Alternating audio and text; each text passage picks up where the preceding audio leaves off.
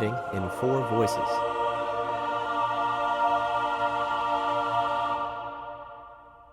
Okay, let's discuss choral parts. As you may already know, we have the soprano, alto, tenor, and bass. Each part is restricted by a particular vocal range. These have been determined by the average range over centuries. The soprano can sing between the middle C and the high G, alto between the low F and the higher C, tenor between the low C and the high G, and bass between the low F and the C, middle C.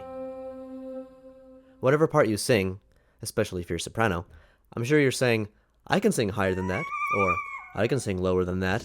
Well, I'm sure you can, but these ranges nonetheless will operate as a safe guideline for choral writing. In other words, in order to do good writing, as far as this class is concerned, you shouldn't need to exceed these ranges. Notice how the ranges of all the parts overlap. Even the soprano and the bass share middle C. Besides range, a vocal part is also distinguished by a certain tone, which is why, for instance, a true bass sounds much different than a tenor, even when singing the same note. Be sure to write these ranges down.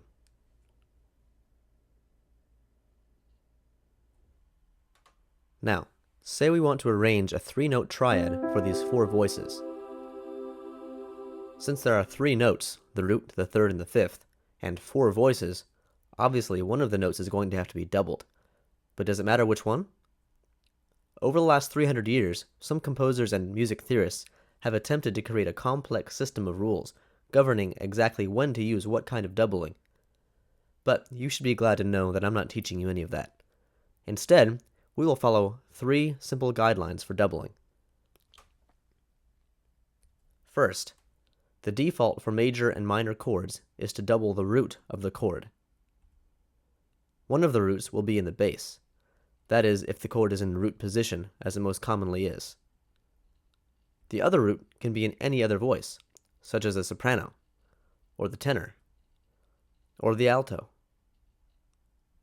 Sometimes, a particular situation, as we'll see later, will make it difficult to double the root, in which case doubling the third is preferable, or the fifth is acceptable.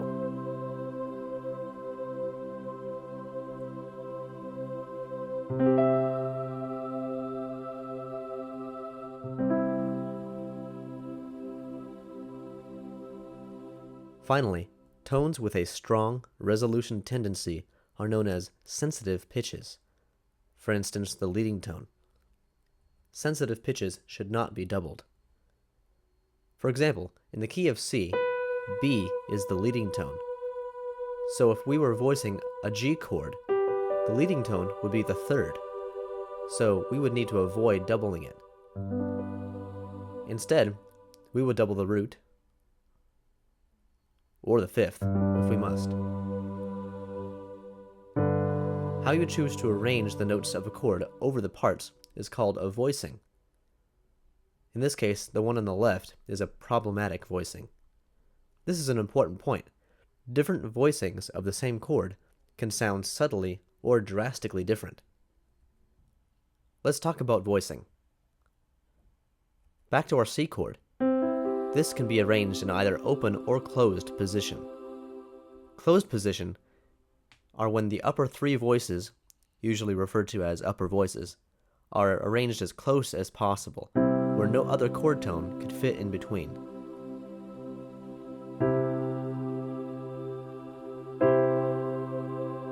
Even these closed position voicings sound different from one another, as the upper voices stay as close as possible.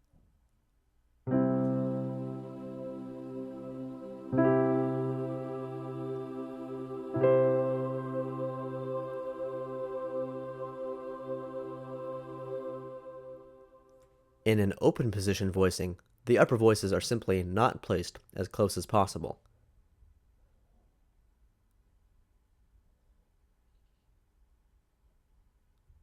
Notice in the last example how the middle voices are still as close as possible, but it is still considered open position because the alto and soprano are not. Also notice we're still only talking about root position, which is why the bass is staying put. Generally, you want your bass to be on the root, to define the root to the listener. But it will have a chance to move around when we start talking about inversions in later lectures.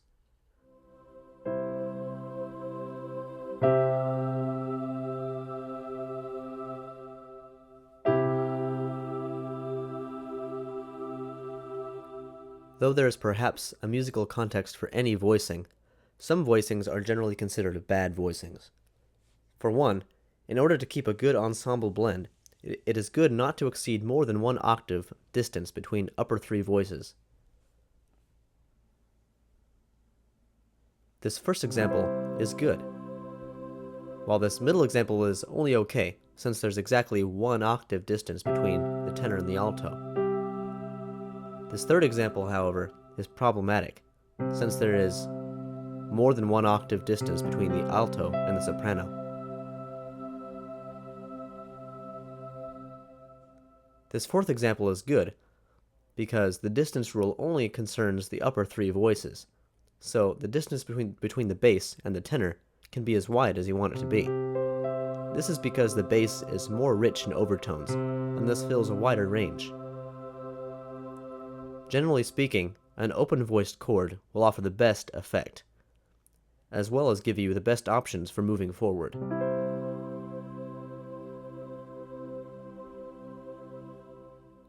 One more important rule, one that Bach himself actually broke on occasion, is to avoid voice crossing. In this example, if you look closely, the alto is actually lower than the tenor. This is voice crossing. In order to maintain the clarity of line of each voice, we generally avoid letting one voice cross over another. This can be easy to do by accident. So far, we've gone over these part writing principles: vocal ranges, doublings, and voicing, including open and closed position, distances between upper voices, and voice crossing. You will need to abide by these guidelines in all of your assignments, exams, and final project.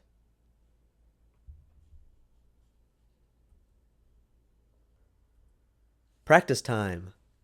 Whenever you see that word practice fly in like that, it means that you pause the video and complete the exercise on your own staff paper or in Logic Pro. Be sure to pause right after any explanation, as the answers will be shown after a few seconds. Just like in-class practice, these exercises help prepare you for the assignments, the exams, and for the next level of music theory. If you skip these practice exercises, it will affect your grade. If you have any questions about these examples, feel free to post it in the discussion boards so everyone has a chance to see your question. Take a look at the above. First, identify each chord, and then determine which ones exhibit good voicing and which exhibit problematic voicing. Consider the vocal range, the doubling, distance between voices, and voice crossing.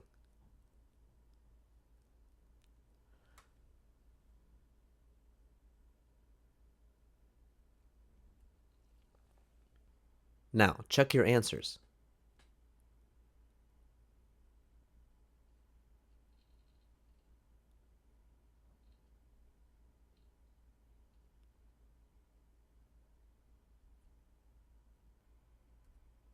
One more. This one will be a little bit more difficult.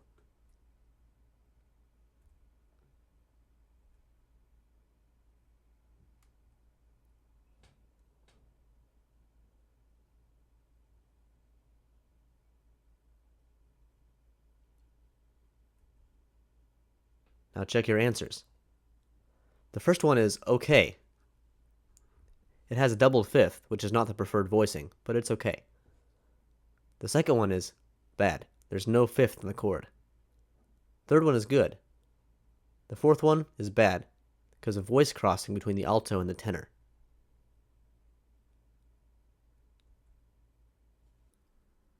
So you may have wondered, why exactly do I have to learn how to write in 4 parts anyway? I've heard students pose questions such as, this isn't even the Baroque period, or I don't want to compose music for choir. I don't even want to compose, or my favorite, no one writes music like this anymore. First, while it's true that the four-part writing that we learn in theory class is based on the prolific work of Johann Sebastian Bach, most of the techniques we discuss apply to more than just Bach-style music. Bach was a master whose work brilliantly displays the handling of issues that all composers face, such as melodic clarity within multiple parts, harmonic balance, and coherency to an audience. In the second question, learning how to work with multiple parts obviously extends beyond just choral music. Orchestral, jazz, and any kind of popular music I can think of features the skillful blending of multiple parts into one musical idea. Furthermore, the human voice is perhaps the most delicate and sensitive instrument to write for. If you can write for vocals, you can write for almost anything. With the third question, you never know what you're going to end up doing, especially in music. Your best chances for any type of career is to become proficient in as many skills as possible. And even if you don't end up as a composer or arranger, the best performers, conductors, band leaders, and audio engineers have a firm grasp on musical structure. As for the last question, are you sure?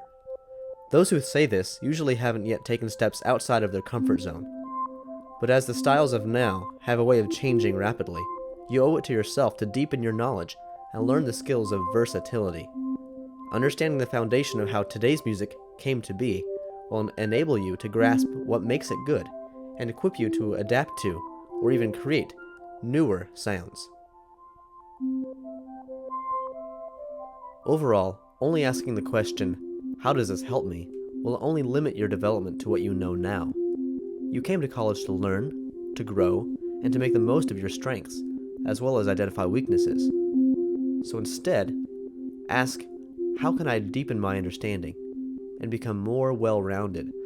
This approach will propel you not only to be more broadly knowledgeable, but also a more competitive professional.